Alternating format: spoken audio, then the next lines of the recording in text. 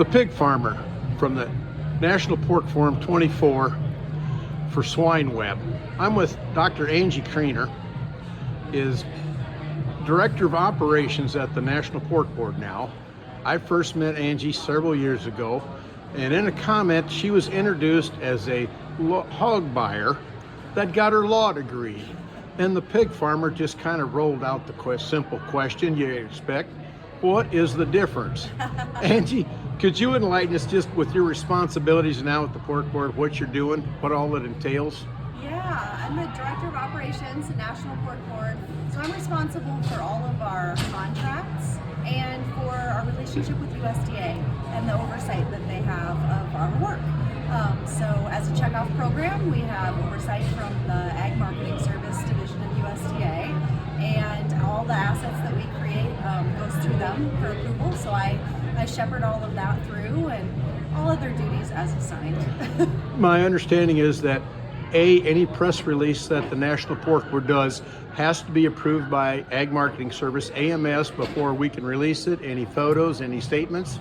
Yep, that's correct. So any of the ads that we create, any of the articles that we put out, press releases, all of our social media posts, everything is approved because as a checkoff program, we speak on behalf of the Secretary of Agriculture. So that's why they have that oversight.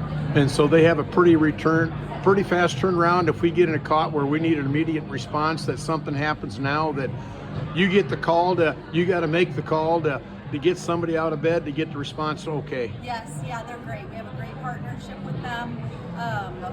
It's been getting better every year, and yeah, definitely. If we have, in the unfortunate circumstance where we have an emergency, we'll get an approval right away. So we have a plans built back in place.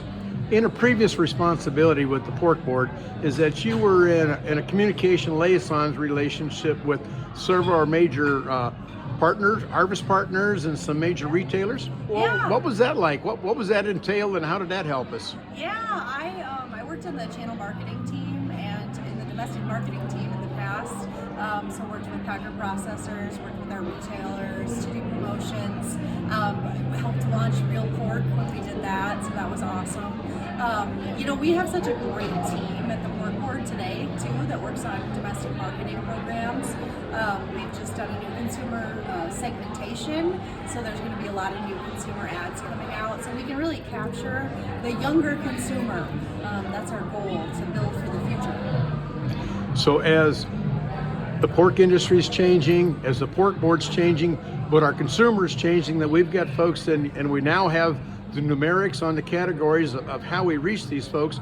We've got, and we're using a team, I use team on my farm, we've got the National Pork Board team, we've got teams working for us to help improve pork's image and move our share in the marketplace. Yes, absolutely. So like the big focus right now is on Gen Z, right? So my kids are, I would say they're probably like the younger Gen Z. What is a Gen Z? I don't know what the specific age range is, but it's going to be like those folks that are just getting out of college and starting their careers. So they're really just starting to be our consumers, right? So they're grocery shopping. I joke with my daughters, like, did I teach you well? Like, what are you buying at the grocery store? Hopefully it's not all packaged meals, but they do like a lot of convenience. But we really want them to build a strong affinity for pork right off the bat, because they'll carry that through the rest of their lives. Angie, thank you for your time, and it's good to know that as pig farmers, we've got people on staff that help us promote our product, that are really engaged in with us, and that they have an invested stake in what we're doing.